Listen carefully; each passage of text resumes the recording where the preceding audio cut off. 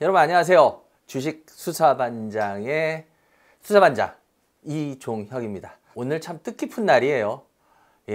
뭐 여러분들한테는 안 뜻깊을 수도 있겠지만 저한테는 뜻깊은 날입니다. 왜냐? 제가 이제 유튜브로 나와서 첫 수사반장이 나간 날이 바로 작년 24년이었죠. 10월 마지막 주 토요일이었습니다. 그날이 또 제가 오랫동안 했던 이제 경제방송을 마지막 방송을 한 날이기도 하고요. 끝이 있으면 또 시작이 있다라는 말이 진짜 저한테 딱 와닿는 그런 날이었어요. 근데 솔직히 어떻게 왔는지도 잘 모르겠습니다. 진짜 이거 시작할 때 정신없이 시작했거든요. 어떻게 이렇게 왔네요. 근데 전 진짜 제 예상보다 너무 여러분들이 사랑을 많이 주셔서 너무너무 감사하다는 말 진짜 다시 한번 드립니다. 더구나 전 댓글도 막았잖아요. 댓글도 없는 데서 이런 정도의 구독자가 오고 이런 정도의 조회수가 나온다는 건 다들 상상도 안 했거든요. 뭐 강의 같은 데서는 가끔 얘기하고 했지만 전 이 유튜브를 통해 가지고 댓글을 막으면서 각오했습니다. 만약 댓글창이 없으면은 실은 이게 알고리즘을 못하기 때문에 구독자는 이런 게 잘 모집이 안 됩니다. 전 그걸 포기하면서도 그렇게 했던 이유는 여러분들한테 전 이걸로 후원을 받거나 뭘 하거나 뭐 이걸로 장사를 하거나 그러고 싶지가 않았어요. 제가 유튜브 제일 들어오기 싫었던 이유 중에 하나가 맨 처음엔 그거였거든요. 그래 그럼 나부터 그렇게 하지 말면서 여러분들한테 전부 다 어떻게 해서 이걸 돌려드릴 수 있을까 많이 고민을 했는데 제가 또 1년 동안 그래도 어떻게 유튜브에서 조회수도 조금 있고 하니까 광고 수입이라는 것도 들어오고 하더라고요. 유튜브 구글에서. 근데 그걸 제가 1년 동안 차곡차곡 다 모아놨습니다. 한 푼도 1원 한 장 안 쓰고요. 그 금액에 제 돈을 또 금액만큼 넣어가지고요. 딱 곱하기 2를 해가지고 11월 22일 날 불우한 이웃들한테 전부 연탄과 이런 것들로 해서 나눠줄 겁니다. 그래서 이미 다 연탄은행하고도 다 이게 끝나 있고요. 옛날 서울 우리 봉천동이라고 하죠. 관악구 성현동입니다. 그쪽에서 하기로 돼 있습니다. 그래서 11월 22일 날 할 겁니다. 여러분들이 도와주셔야 돼요. 여러분들한테 돈 내라고 후원 내라는 거 아닙니다. 유튜브에서 들어온 1년 동안의 수익 한 푼도 안 썼거든요. 다 모아놨습니다. 크진 않아요. 조금 돼요. 그거에 그만큼 제 돈을 개인 돈을 합쳐가지고요. 그 돈으로 할 겁니다. 후원 이런 거 절대 받지 않습니다. 여러분들이 금전적 뭐 이런 거 하실 생각 있어도 아닙니다. 그러니까 여러분들은 와서요. 진짜 선한 마음으로 같이 봉사 이렇게 해주시면 되고요. 한 30명 정도 자원봉사자들을 저희가 모집을 할 겁니다. 그런 데서 또 이반장 실물 보실 수도 있어요. 이렇게. 또 30명 하면은 제가 많이 지원할까봐 걱정을 하니까 옆에서 그러더라고요. 아이고 참 진짜 김치국 마신다고. 30명 안 되겠죠. 어떡합니까? 그럼 제가 2배, 3배 해야죠. 제가 하면서 이거 한번 해보고 싶었어요. 한 명이라도 일단 선한 영향력을 끼치면은 그 선한 영향력은 다른 사람한테로 또 갈 수도 있잖아요. 그죠? 그게 가구 가면은 얼마나 좋습니까? 마음의 부담 없이 같이 나눔의 행사 했으면 좋겠습니다. 여러분들 뭐 광고 많이 나갔듯이 10월 25일이죠. 오늘 지금 이 유튜버가 나오고 있는 10월 25일 날 오후 1시부터 제가 울산 상공회의소에서 여러분을 찾아뵙습니다. 여기도 한 1년 반은 넘고 1년 반, 2년 좀 안 된 것 같아요. 여기 되게 오랜만에 가는데 여기가 그래도 그 장소가 좀 넓어요. 그래서 되도록이면 그쪽 분들은 여기를 오시는 게 좋을 것 같아요. 왜냐하면 요즘 장소 좁아가지고 좀 많이 곤란해 하거든요. 좀 많이 오시다 보니까. 그러니까 저번 주에 의정부에서도 장소가 좀 많이 모자랐어요. 오시면 또 굉장히 중요한 이야기들을 여러분들한테 또 도움될 수 있는 이야기들 준비하고 있으니까요. 필요하신 분들은 또 와서 열심히 들으시기 바랍니다. 오늘도 또 열심히 출발할 거고요. 지금 매일 나가고 있죠? 여러분들이 원하는 종목들로 해드립니다. 그리고 요즘에 여러분들이 또 많이 봐주셔서 진짜 조회수도 잘 나오고 해서 좀 신은 나더라고요. 하여튼 오늘도 열심히 여러분들이 궁금해하는 것들 그런 것들로 해보겠습니다.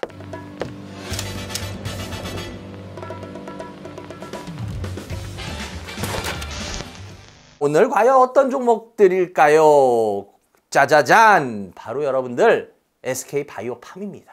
SK바이오팜. 제가 예전에 경제방송하고 할 때도 어느 정도는 올라갈 거다라고 그때도 참 많이 기조를 얘기했었는데 근데 결국은 그래도 조금은 밥값 정도는 했더라고요. 그래요. 한번 하나씩 따져보겠습니다. SK바이오팜은요. 여러분들 SK그룹에서 이 차세대 어떤 성장 동력을 위해서 그중에서 특히나 신약 파트, 신약을 개발하는 파트 이쪽으로 시작한 회사입니다. 특히 이 SK바이오팜은요. 중추신경계 약들 그쪽에 특화가 돼 있어요. 혹시 뇌전증이라고 들어보셨죠? 이 뇌전증 하면 여러분들 되게 어려운 얘기 같은데 저희 학교 다닐 때만 해도 뇌전증이라고 부르질 않았어요. 요즘은 그런 거 안 하잖아요. 근데 여러분들 월요일 되면 아침에 조회에서 전교생이 그냥 그 떼양떠다에서 쫙 모여가지고 교장 선생님 훈시 듣고 예, 기억나시죠? 그러면 그때 꼭 어때요? 가끔씩 어떤 애들 한 명씩 푹 쓰러져가지고 막 입에 거품 물고 막 이러죠. 그거 뭐라 그래요? 그거 간질이라 그러죠. 쉽게 말하면 우리가 흔히 생각하는 그 뇌전증은 간질로 생각하시면 돼요. 특히나 이 뇌전증 쪽에 이 혁신 개발을 집중해온 회사입니다. 그래서 이 회사 같은 경우에는요, 2011년에 SK에서 그 라이프 사이언스 팀이 있었어요. 그 팀이 물적 분할을 해서 만들어진 회사입니다. 이 회사는 특히나 뭐 오늘도 계속 이 얘기밖에 나올 건 없을 것 같아요. SK 바이오팜 하면은 이 약물 빼고는 없어요. 거의 사실상 2019년, 20년 이때 얘네가 바로 뇌전증 치료 신약인 세노반 메이트라는 물질, 그거하고 수면장애 신약이 또 있습니다. 솔리안 페톨이라고 있거든요. 이 두 가지를 미국 FDA의 승인을 받았어요. 근데 이게 굉장히 큰 겁니다. 의미는. 예, 제가 좀 이따 설명을 드릴 거고요. 이 뇌전증 신약 같은 경우에 이 세바노메이트라는 얘가 약물에 대한 명이고요. 상품명은 틀립니다. 이걸로 많이 헷갈려 하시는데, 그러니까 사람들이 엑스코프리하고 세바노메이트하고 자꾸 헷갈려 하시는데, 그러니까 약물을 가지고 이 상품으로 만든 거, 그거는 엑스코프리라는 상품으로 나가 파는 거예요. 그래서 얘네들이 2021년 3월인가요? 그때 유럽에서도 그 판매 허가를 받아요. 근데 미국에서는 엑스코프리라고 부른다 그랬죠? 유럽에서는요, 엔토질이라고 불러요. 엔토질이. 이게 같은 이야기예요. 그러니까 세바노메이트라는 게 미국에서 팔릴 땐 엑스코프리로 팔리고요. 유럽에서 팔릴 땐 온토질이라고 해서 팔리고요. 쉽게 말하면 예, ONTOZRI. 예, 이렇게 해서 팔리고. 그러니까 이게 같은 약입니다. 같은 약 이렇게 생각하시면 되고요. 특히나 이게 굉장히 중요한 이유가 뭐냐면요, 우리나라 이 회사 말고도 여러분들 신약 개발 회사들 많이 아시죠? 하나같이 공통점들이 있어요. 굉장히 자금력이 약합니다. 그래서 이 회사가 맨 처음에는 창업자가 거의 개발자들이에요. 보통은 그 사람들이 막 개발을 해. 근데 이 개발이 하루아침에 돼요? 시간 되게 많이 걸리는 거 알죠? 확률도 되게 낮은 거 아시죠? 그러니까 어떻게 되겠어요? 그러면 간단합니다. 돈이 없거든요. 회사는 사람들, 연구원들 뭐 몇 명 안 되더라도 줘야 될 거 아니야, 월급을. 그러니까 어떻게 돼요? 자꾸 지분을 넘겨요. 회사가 몇 년 지나면요, 맨 처음에 오너, 창업자 지분이 되게 많았다가 점점 줄어요. 그래서 나중에 막 몇 프로 안 되는 경우도 있어요. 심지어 아주 심한 경우에. 왜냐? 버텨내야 되거든요. 뭐 죽음의 계곡, 뭐 데스밸리 이렇게도 뭐 얘기하고 하는데, 근데 어쨌거나 이 자금력이 딸리다 보니까 그런 일이 벌어지거든요. 그런데 그러다 보니까 얘네들은 신약을 개발하는 데도 돈이 많이 들지만 그걸 상품화해서 파는 데도 어마어마하게 돈이 많이 듭니다. 그러니까 얘네들은 신약 물질이 어느 정도 개발되면 그거를요, 외국에 있는 큰 제약사들이나 이런 데한테 팔아요. 로열티를 받고. 그렇게 해서 보통 우리나라는 그렇게 돼 있거든요. 그래서 신약 개발하는 데들이 끝까지 상품을 판매하는 데까지는 없어요, 거의. 근데 우리나라에서 최초로 이 엑스코프리, 이 미국의 엑스코프리, 얘는 후보 물질을 발굴하면서부터 상품 판매까지를 전부 다 SK가 직접 합니다. SK 바이오팜이. 이건 우리나라에서 최초의 일이에요.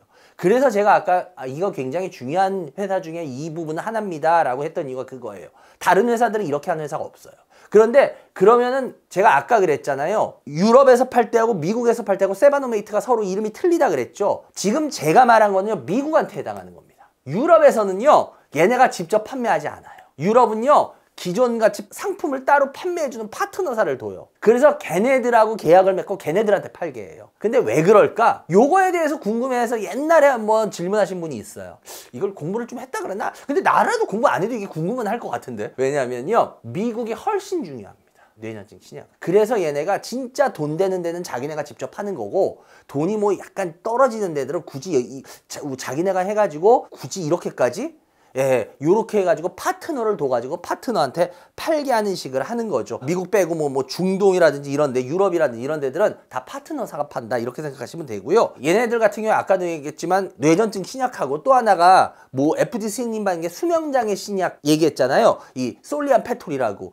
이 두 가지가 FDA 승인을 받았죠. 근데 이게 왜 중요하냐? 공부 좀 이 회사에 대해서 해보신 분은 알 겁니다. 우리나라 제약사 중에 미국의 FDA 승인을 받은 회사들은 있어요. 그런데 우리나라 제약사 중에 미국 FDA 승인을 2개 이상 갖고 있는 회사는 SK 바이오팜이 유일합니다. 이 부분에 대해서 여러분들이 아시는 분들이 별로 없어요.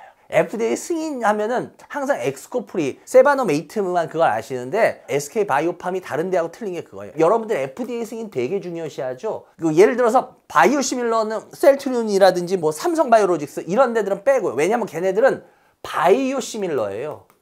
얘네하고 틀려요. 약간 분야가. 그렇기 때문에 걔네들 빼고 말해야 되는 겁니다. 그건 오해하시면 안 되고요. 얘네 말고 또 신약을 FDA 승인받은 제약사들이 있어요. 특히나 여러분들 요 얘기 왜 안 하냐 그럴 거예요. 유한양행. 유한양행 하면 얘기 안 할 수가 없죠. 뭐예요? 렉라자. 근데 렉라자 같은 경우에는요. 얘네 승인을 어떻게 받았나요? 존슨앤존슨가 그 리블리 반트인가요? 그거하고 같이 병용하게 해가지고 승인을 받았죠. 그리고 녹십자. 녹십자의 알리글로. 면역결핍증에 대한 치료용 혈액 제제. 요것도 승인을 받긴 받았어요. 근데 승인을 받은 게 제가 좀 전에 말했지만 이렇게 2개 이상 받은 게는 얘네밖에 없습니다. 얘네 올 상반기 매출이 약 3,200억 정도 나와요. 그 중에 95%가요. 제가 좀 전에 말했던 뇌전증 신약 세바노메이트에서 나와요. 그러니까 솔직히 뭐 수면장애 신약 이런 거는 거의 솔직히 생각 안 해도 돼요. 왜? 보세요. 얘네 매출의 거의 95%가 세바노메이트에서 나와요. 이 뇌전증 신약. 그러니까 얘네 뇌전증 신약이 이게 정말 중요한 거예요. 이 뇌전증 신약, 이 세바노메이트 제가 왜 미국 쪽은 직접 판매하냐 이렇게 말했냐면요. 얘네가 2019년, 2020년인가 FDA 승인을 받았다 그랬잖아요. 미국에서 이 승인을 받고요. 얘네가 2022년이었죠. 얘네가 이쪽에서 매출이 이게 얼마 나오냐면 약 1,700억이 나와요. 22년에. 이 1,700억도 어마어마한 게 왜 가냐면요. 이 단일 약품이 FDA에서 승인을 받아가지고 매출이 1,000억 이상 나온 거는 얘네가 최초입니다.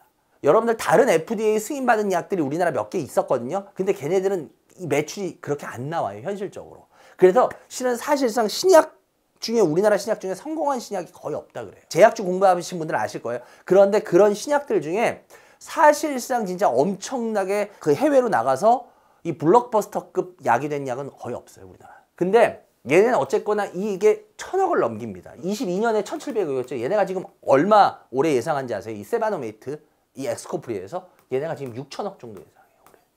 우리나라에서 나온 최초의 블록버스터급 신약입니다. 솔직히 지금 주가 보시면 여러분도 아시겠지만 블록버스터급 신약 나온 것 치고는 너무 주가가 제가 그때도 또 이런 부분도 좀 봤던 부분이 있어요. 그때도 이건 너무 심하거든. 그나마 이제 조금 올라온 거예요. 조금. 특히나 글로벌 뇌전증 신약 사이즈가 어느 정도 되냐면요. 그 세계적으로 약 7조예요. 7조.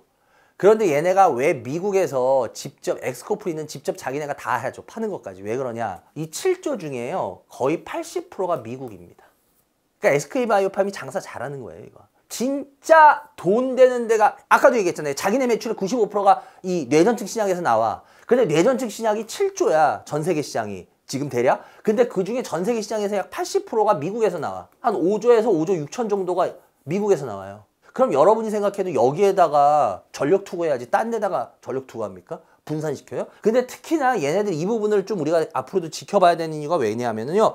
얘네들이 이 엑스코프리 이게 효능이 좋아요. 뇌전증 신약이 다른 데도 있어요. 그 UCB 제약이라고 있습니다. 이 UCB 제약이라는 게 뇌전증 신약에서 유명하거든요. 얘네 그 브리비 액트라는 약이 있는데 이게 이제 조만간 특허가 만료가 됩니다. 그럼 엑스코프리의 점유율이 미국에서 확대가 될 가능성이 상당히 크죠. 이 UCB 제약이라는 데가요. 얘네가 이 브리비 액트 말고요. 뇌전증 신약이 또 있었어요. 뭐냐면요. 빔펫이라고 있었어요. 얘네가 2022년에 특허가 만료가 됩니다. 근데 특허가 만료됐을 때 얘네가 시장 점유율이 몇 프로였냐면요. 14%였어요. 그때가. 2022년에 특허 만료 직전이. 그런데 특허가 만료되고 나서 얘네가 2년 뒤에 몇 프로로 줄었는지 아세요? 4%로 줄어버립니다. 그러니까 특허가 만료되잖아요? 그럼 무조건 줄어요. 그 대표적인 약. 특허 만료된 다음에 완전히 꼬라박은 약. 제 유튜브는 이 40대, 뭐 50대 저희 또래 아니면 뭐 저희 60대 형님들. 그 형님들이 제 유튜브를 제일 많이 보세요. 저도 지금까지 아, 여자분들이 좀 더 저를 많이 보겠구나라고 혼자 착각 속에 살았어요. 근데 예, 우리 그 형님들 잘 아시는 약 있죠? 뭐예요? 발기부전 치료제 비아그라. 그게 특허 만료 끝나고 나서 완전히 꼬라박았잖아요. 왜? 그 제네릭 약들 우리나라에 팔팔적이니 뭐니 난리 났잖아요. 그래서 요즘은 그 비뇨기과 의사 선생님들이 저거 안 한다며요. 아, 비뇨기과니까 우리 형님들 위해서 비뇨기과 특별 방송도 한번 제가 할 겁니다. 예, 저하고 친한 아주 비뇨기과 의사 형님이 있어서 우리 형님들 위해서 또 예. 그렇다고 저희 성인 방송 아닙니다. 오해하지 마시고. 우리 형님들 위해서 제가 할 수 있는 것도 열심히 해야죠. 하여튼 이렇게 특허가 만료가 되면 완전히 팍 줄어요. 그렇기 때문에 이 빈자리를 이제 어떻게 할까요? 이 빈자리를 SK바이오팜이 바로 엑스코프리가 치고 들어갈 수가 있다는 거죠. 그래서 이 부분을 여러분들 상당히 우리가 지켜봐야 된다. 그럼 지금 현재 얘네가 몇 프로 정도 되냐? 엑스코프리 세바노메이트가 약 4.6% 정도 돼요. 점유율이. 그러면 얘네가 어떻게 돼요? 아까 보셨죠? 확 주는 거. 그럼 얘네는 왜 아직까지 그럼 이거 할 수 있느냐? 얘네 특허 만료가요. 2032년에 끝납니다. 앞으로 7년이나 남아있어요. 짱짱이. 그러면 얘네들이 지금 보세요. 기존의 약물들이 다 이게 빠진단 말이야. 그럼 얘 같은 경우에 어떻게 돼? 상대적으로 혜택을 보겠죠. 그리고 이 세바노메이트가 또 이게 좋은 게 뭐냐면요. 얘가 다른 뇌전증 이런 지금 좀 전에 말했던 이런 뇌전증 치료제들 대비해 가지고 효능이 되게 좋아요. 그 효능이 좋다는 걸 뭘로 알 수 있냐면요. 완전 발작 소실 비율이라 그러거든요. 이게 얼마나 높으냐, 이게 그리고 얼마나 유지가 잘 되느냐 이게 중요하거든요. 이게 약효가 좋다는 소리거든요. 근데 다른 애들은 이게 이렇게 감소가 돼요. 근데 이 세바노메이트 같은 경우에는요, 임상 그 2상, 3상 같은 거 이렇게 해도요, 완전 발작 소실 비율이요, 다른 애들보다 월등히 높게 유지가 돼요. 그래서 이 뇌전증 치료제로 이 엑스코프리 이게 상당히 매력이 있는 게 많나요? 그리고 또 하나, 이 뇌전증 치료제 약들은요, 저도 뭐 뇌전증이 아니라서 잘은 모르지만 제 주변에 그 뇌전증 약 먹는 이런 분들 보면 뇌전증 약들은요, 다른 약들하고 같이 먹어야 되는 경우가 많아요. 이 병용이라 그러죠. 병용. 이 병용 투약을 해야 된대요. 그래서 이 뇌전증 치료제가 걔 하나만 중요한 게 아니라 다른 약들이 들어왔을 때 걔하고 얼마나 잘 어울리느냐가 굉장히 중요해요. 주요 치료제나 보조 치료제로 했을 때 얼마나 이거 서로 이 유의미한 이 발작 감소를 보여주느냐. 그런데 얘 같은 경우에는 이걸 실험을 해봐도 지금 임상이 나오는 데이터들이 그 다른 약물들하고 병용 효과를 했어도 다른 기존의 뇌전증 치료제들보다 탁월한 이 발작 감소율이 나와요. 유의미한. 그렇기 때문에 엑스코프리 이 부분에 있어서 이런 부분은 좀 잘 봐야 되지 않겠냐. 그리고 제가 아까 미국 시장에서 얘네가 후보물질 발굴부터 해가지고 얘네가 상품 판매까지 다 한다 그랬죠. 그럼 여러분들 이익률이 좋겠어요? 안 좋겠어요? 무조건 좋겠죠. 얘네들 그래서 이익률이요. 이걸 팔았을 때 미국에서 90%입니다. 여러분들 이 정도면 매출 총 이익률이 90%면요. 여러분들 1억 팔았을 때요. 9천만 원 남는 소리예요. 이익으로. 엄청난 거예요, 이거. 근데 앞으로 시장이 넓혀진다고. 그럼 어떻게 될지 생각해 보세요. 다른 또 약물들 뭐 이 세바노메이트의 적응증 이 확장에 대한 임상 결과 발표가 올해 안에 잘하면 날 것 같고요. 그리고 또 하나 또 이 세바노메이트 뒤를 이을 또 새로운 제품에 대한 발표도 잘하면 올해 안에 있을 거는 같아요. 근데 이런 매력들이 있어요. 근데 단지 회사만 보면 되게 좋아 보여요. 그죠? 그런데 얘가 좀 걱정되는 거 있어요. 얘가 시총이 지금 한 8조 정도 되거든요. 시총이 한 8조 정도 되는데 이 8조 정도 되면 이게 무거워요. 이게 무거운 주식이에요. 무거운 주식이면 이 회사 내용만으로 해서 이게 막 다이나믹하게 막 뜨고 막 이러면 제가 여러분들한테 좀 힘있게 이 연사 외칠 텐데 그러지 못할 가능성이 좀 있어 보여요. 제가 그때도 말했지만 이거 너무 쌉니다. 그땐 이 구간이었으면 지금은 막 너무 싸서 막 그 정도까지는 아니에요. 이때가 하고는 좀 틀려요. 그런데 그렇다고 해서 뭐 그렇게 부담되는 건 아닌데 문제는 뭐냐면 가볍진 않을 거다. 그리고 시간도 좀 걸리는 게임이 될 거다. 요거 갖고 계신 분이라면 뭐 뾰족한 다른 투자처를 못 찾는다 그러면 이거 갖고 계신 분들은 그냥 홀딩 하셔도 되고 아니면은 또 새로운 걸로 바깥 하셔도 뭐 그렇게까지 나쁘진 않을 것 같다. 이런 말씀을 드려보겠습니다. 오프라인 무료 주식 강연 찾아가요 이반장 10월 25일 토요일 오후 1시 울산광역시로 찾아갑니다. 주식에 관심 있는 누구나 참여 가능합니다. 많은 참여 바랍니다. 이번 종목 과연 뭘까? 여러분들 궁금해하시죠? 바로 나노신소재입니다. 어떻게 보면 좀 생소한 종목이에요. 오늘은 좀 생소한 종목들이 좀 있습니다. 그래요. 나노신소재 이 회사 같은 경우에 2000년 3월이었죠. 2000년 3월에 생긴 회사입니다. 디스플레이, 뭐 반도체 2차 전지, 특히나 이 회사는 2차 전지죠. 2차 전지 쪽에 이 첨단 소재들 이런 쪽을 하는 기업이에요. 얘네 같은 경우는 말 그대로 신소재잖아요. 나노 신소재. 그래서 얘네는 원재료가 금속이나 미금속의 이 메탈을 구입해서요. 미리 나노 분말로 이걸 합성시켜요. 그런 다음에 이 합성시켜서 이거를 그 고체 형태인 타겟 형태나 아니면 액상 형태인 뭐 페이스트나 뭐 솔 아니면은 뭐 슬러리 이런 형태로 제품화하는 이런 기술력을 갖고 있는 회사입니다. 그래서 말 그대로 나노에 관련된 거다 이렇게 생각하시면 되고요. 그래서 이 회사는 이를 통해 가지고요. 디스플레이 패널에 사용되는 건 뭐냐면 그 투명 전도성 전극 그리고 저반사성 소재. 이것도 지금 저희 빛 반사 최대한 덜 잡으려고 하는데 반사 많이 돼봐요. 큰일 나잖아요. 그렇기 때문에 디스플레이 패널은 이 저반사가 굉장히 중요한데 이 저반사 소재 이것도 얘네가들이 하고요. 그리고 태양전지용 투명 전도성 전극도 하고요. 그리고 시가객도 하고요. 제일 중요한 건 근데 그 2차 전지에 적용되는 CNT 도전제라는 겁니다. 그래서 이 회사는요. 핵심이 이거예요. CNT 도전제. 이게 핵심입니다. 이 회사는. 이 회사에 그래서 매출 비중을 보면요. 이 CNT 도전제 때문에요. 2차 전지 쪽이 이 회사 매출의 거의 60%예요. 그리고 반도체 소재 쪽이 한 10% 되고요. 그리고 디스플레이 소재가 또 한 7%. 태양전지 소재는 한 4%, 그리고 나머지 기타 등등으로 되어 있는데 그래서 이 회사는 2차 전지, 이 CNT 도전제 이걸로 거의 먹고 산다 이렇게 생각하셔도 괜찮아요. 그리고 얘네는 수출하고 내수를 보면요. 얘네는 수출이 훨씬 많아요. 그래서 일반인 분들이 더 모르시는 거예요. 왜냐하면 수출이 한 8대고요. 내수는 한 2 정도 됩니다. 그래서 얘네들은 수출을 훨씬 많이 하는 겁니다. 그리고 이 회사가 제가 좀 전에도 말했지만요. 이 회사의 주력이 뭐냐면 그 2차 전지용 CNT 도전제라 그랬잖아요. 이거는 완전히 얘네가 글로벌에서 선두 기업입니다. 그리고 현지화를 많이 해놨어요. 그래서 미국이라든지 폴란드, 중국 이런 데까지 생산시설이 다 들어가 있습니다. 그래서 여러분들 이 나노신소재는 솔직히 우리나라보다는 오히려 외국에 더 유명한 회사예요. 그렇게 생각하셔야 되고요. 그리고 이 CNT 도전제가 이게 또 좋은 게 왜 그러냐면요. 이거와 비슷한 성능을 해내는 게 있었어요. 이게 뭐였냐면 카본 블랙. 이 카본 블랙이 이걸 했거든요. 근데 얘가 카본 블랙 대비해서요. 얘가 굉장히 전도성이 우수합니다. 그래서 용량도 적게 써도 돼요. 용량을 적게 쓰는데 성능은 더 좋아요. 그러다 보니까 얘가 특히 전기차용 2차 전지. 왜냐면 여러분들 전기차들 하시는 분들 아시지만 2차 전지가 여러분들 워낙 많이 들어가긴 해요. 전기차에. 그런데 만약에 여러분들 이런 것들 없으면 전기차 못 끌어요. 왜냐? 너무 커져야 돼요. 진짜. 거의 버스보다 더 커져야 될걸?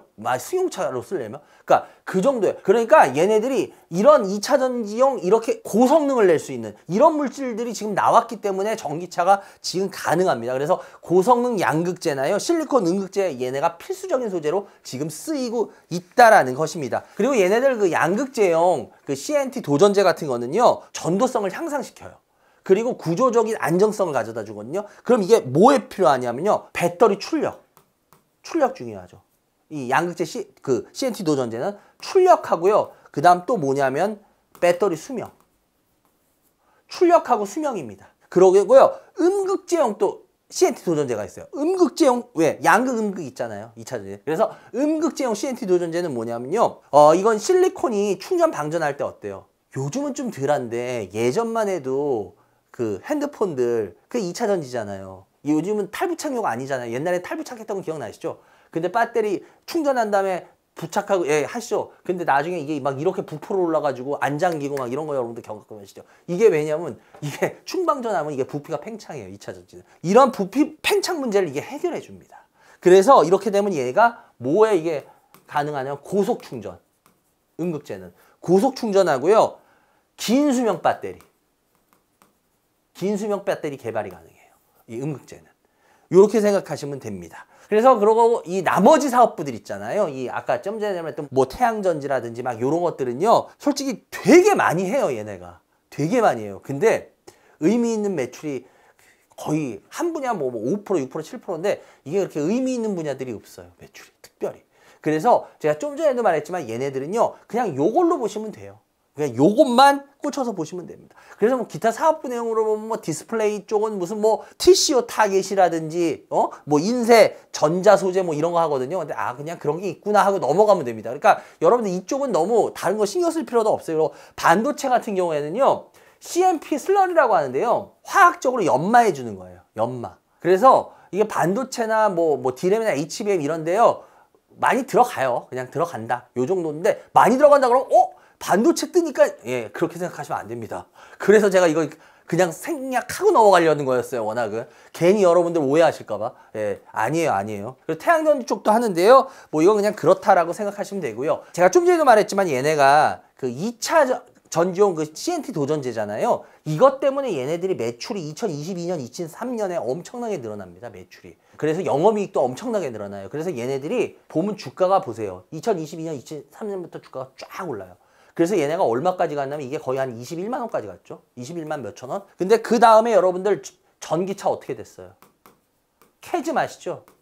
캐즘 나오면서 어떻게 돼요? 전기차 무너지죠. 그러면서 어떻게 될까요? 실적이 진짜 작살이 납니다. 실적도 작살도 나고 주가도 어떻게 돼요? 거의 3분의 1토막, 4분의 1토막권이 나요. 보세요. 이렇게. 계속.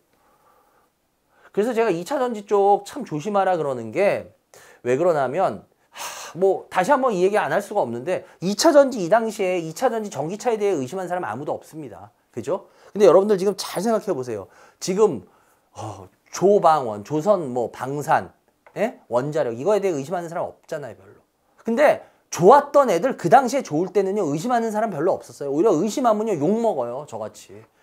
그런데 나중에 보십시오. 이렇게 된다니까요.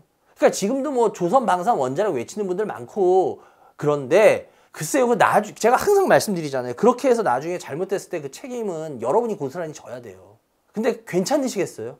전 그게 항상 걱정되는 거예요. 뭐 저 같은 사람 틀리면 욕 한번 진짜 쳐먹으면 돼요. 막말로. 근데 아니잖아요, 여러분들은. 그렇기 때문에 여러분들이 한번 생각 잘 해보시라는 거예요. 역사는 계속 괜히 반복한다는 말을 하는 게 아니에요. 그렇기 때문에 여러분들 이 부분 잘 생각하셔야 되고요. 그리고 뭐 여러분들 잘 아시다시피 그나마 좀 다행인 건 뭐냐면 제가 계속 2차 전지 쪽 뭐라 그랬어요. 제가 SDI 설명하면서도. 근데 진짜 신기하죠. 진짜 말 나온 김에 여러분들 SDI 올라오는 거 보면 신기하지 않아요? 제가 딱 말하고 나서 그 다음 올라온 거 보세요. 제가 뭐라 그랬어. 이제 얘 올라가지 않으면 떨어져야 되는데 올라올 거라 그랬지. 왜 그랬을까? 이런 데는 타이밍이 아니거든요. 제가 그때도 얘기했죠. 모였다고. 이평선이.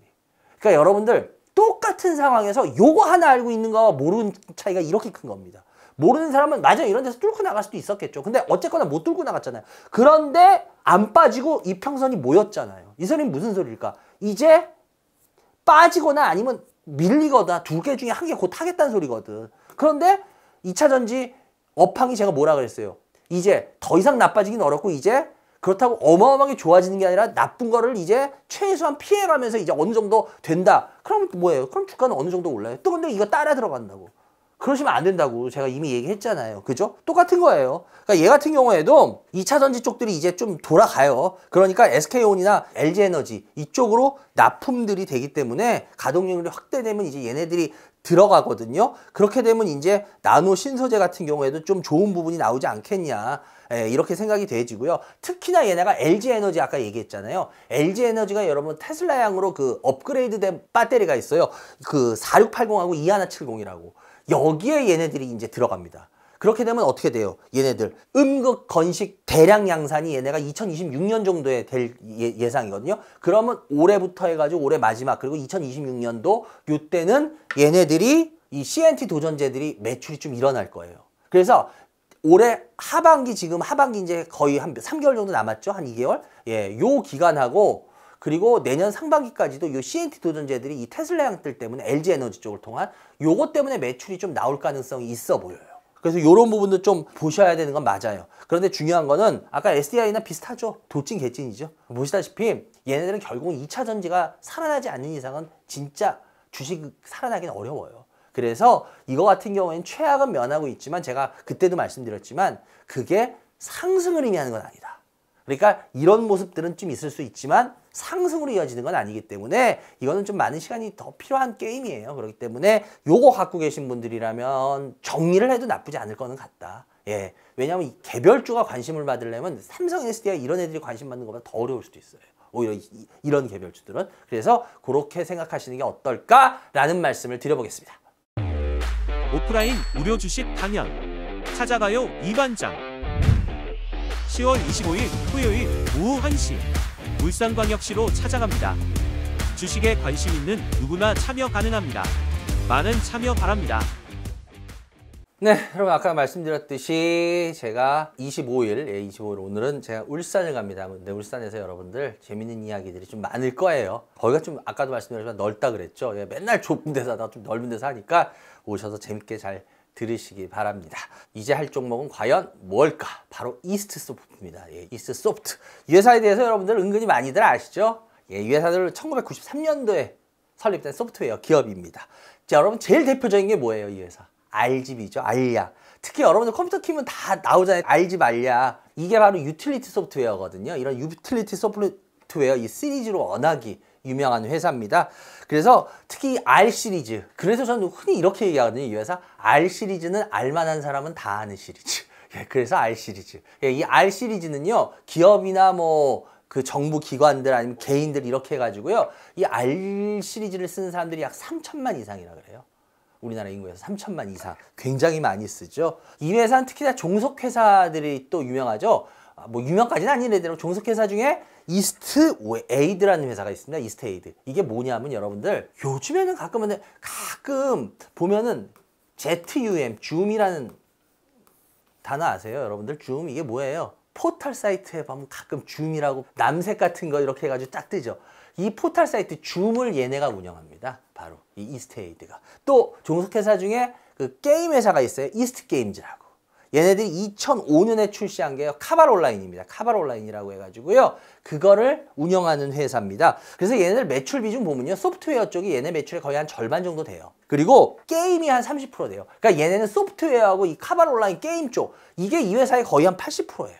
그리고 포탈은 이 포탈 쪽은 이따가 제가 잠깐 얘기하겠지만 참 포탈은 점유율이 거의 0.1인가 뭐 이거밖에 안 되는데 예, 그런데 어쨌거나 얘네 매출에서는 한 3, 4% 정도 되고요. 그다음 커머스 쪽이 또 한 뭐 7, 8% 뭐 이런 회사예요. 그래서 얘네 포탈 사업은 아까 제가 좀 전에 말했지만 이스테이드라는 회사예요. 줌이라는 예, 그 포탈을 하는데요.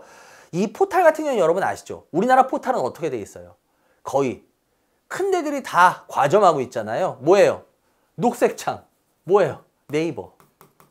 근데 참 이게 대단한 게 요즘 왜 그러냐면요. 저도 이 통계 보면 깜짝깜짝 놀라요. 네이버가 예전에는요. 거의 80에서 90%였습니다. 우리나라 점유율. 무조건 다 네이버였어요. 사실상. 다음은 거의 미비했죠. 이거에 비하면. 근데 지금 네이버가 여러분들 포털 점유율 몇 프로인지 아세요? 60%입니다. 이게 50% 후반인가 그래요. 50% 후반인가 60%. 요거밖에 안 돼요. 그럼 이걸 누가 치고 들어온지 아세요? 요즘 젊은 친구들 보면 다. 저도 이 회사한테 감사합니다. 왜? 이 유튜브도 구글 아니었으면 못했어요. 진짜, 예, 그러니까 알게 모르게 우리 여러분들 고마운 회사예요, 구글. 지금 여러분하고 내가 이것 때문에 만나고 있다니까. 구글, 유튜브. 이 구글이 35까지 들어왔어요. 지금 좀만 더 하면요, 제가 봤을 때 네이버 턱밑까지 갑니다. 지금 왜냐면 젊은 친구들 여러분 한번 검색하는 거 봐요. 참 재밌는 게 뭐냐면요.